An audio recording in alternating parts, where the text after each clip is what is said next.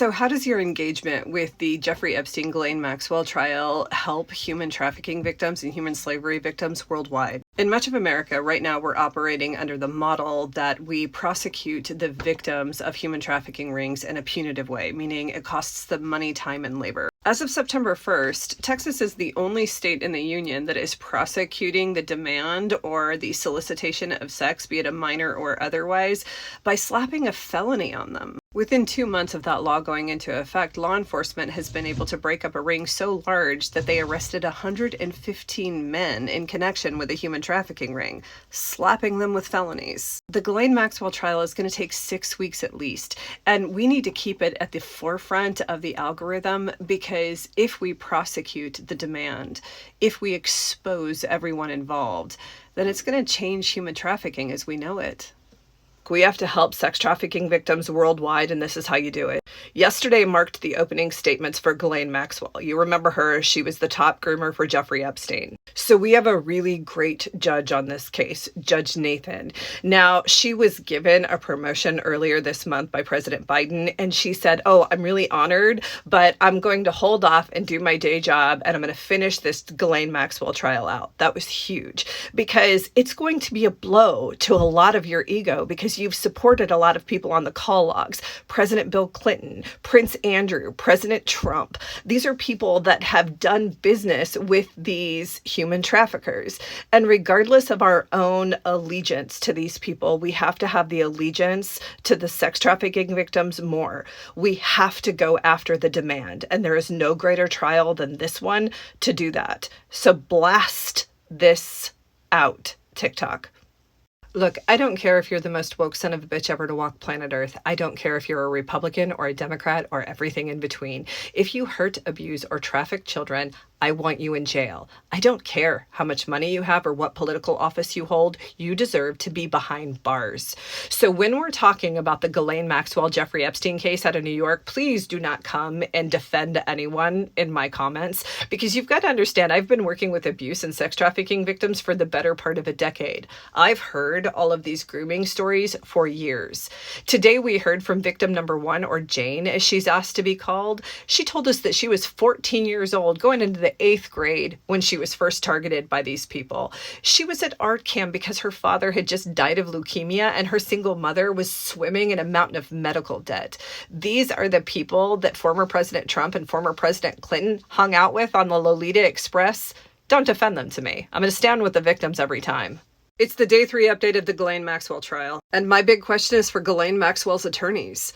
What kind of emptiness does it take to bully a victim the way you did today? Trigger warning to all of my survivors, because what Maxwell's attorneys did today was our worst nightmare. Jane spent the day bleeding out every single one of her wounds. Now in her 40s, we learned that Jane has been an actress for the last 22 years, and with the help of Donald Trump, competed in the Miss Teen USA pageant, and starting at the age of 14 was passed around and trafficked for years. And rather than being trauma-informed, like I assume they are, these pieces of shit raked Jane over the coals all day, asking her as a 40-year-old woman whether or not she knew the difference between playing a character on TV and being in court, even suggesting that she was a gold digger, and asking her why she didn't come forward sooner. And tomorrow they're questioning Jane's memory by bringing in the psychologist who testified for Ted Bundy, O.J. Simpson, and Weinstein, Dr. Elizabeth Loftus. I'd hate to keep company with her soul every day. Whew, no ma'am.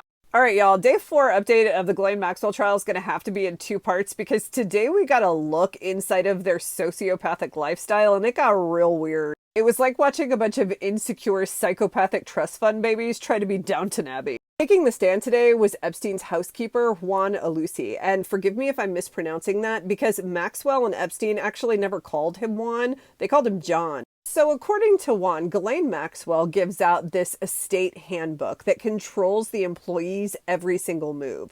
He is told that he sees nothing, hears nothing, and says nothing. Maxwell insists on being called the lady of the house and forbids everyone from looking at Epstein directly in the eyes. In addition to seeing a house constantly full of topless 20-year-olds, Juan also saw 2 minors, and said today that he chauffeured one of the 14-year-olds from Trump's Mar-a-Lago. I'm running out of time. Part 2's already up. Part 2 of day 4 of the Ghislaine Maxwell trial update, and yes, it gets weirder. So Epstein's housekeeper, Juana Lucy, identified victim number 1, or Jane, and identified Prince Andrew's Virginia Roberts, who was 14 at the time that Juana Lucy chauffeured her from Trump's Mar-a-Lago to Epstein's estate. Juan confirmed that victim number 1 was on the black book as being a masseuse.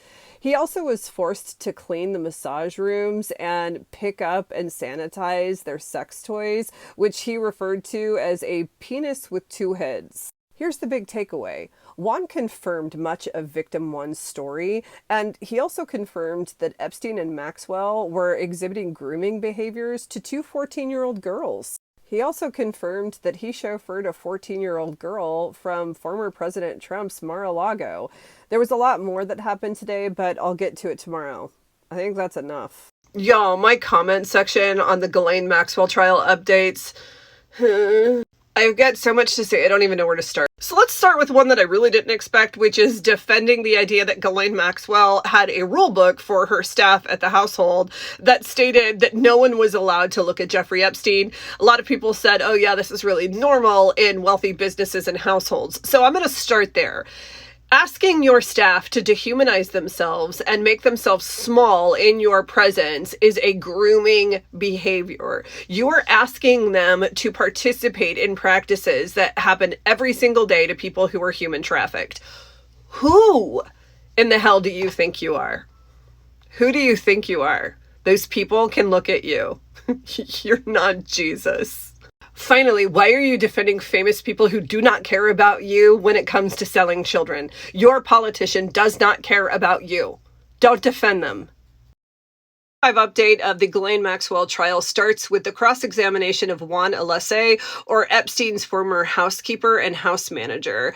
So Maxwell's attorney, of course, did not talk about any of the grooming or the trafficking practices, but rather wanted to character assassinate Juan by pushing him over the edge to where he admitted stealing over $6,000 to pay for one of his friend's immigration. Prosecution then spent the afternoon with a former police officer and current sergeant of the Palm Beach Police Force, where they detailed their experience going through the Epstein estate in 2005. They talked a lot about his art and how inappropriate it was. So trigger warning for this next bit, but they also pulled out the green massage table that victim number 1, or Jane, talked about earlier this week, where Maxwell and Epstein would rape her with sex toys. And it was a good reminder to end the week and remind everyone why we're here.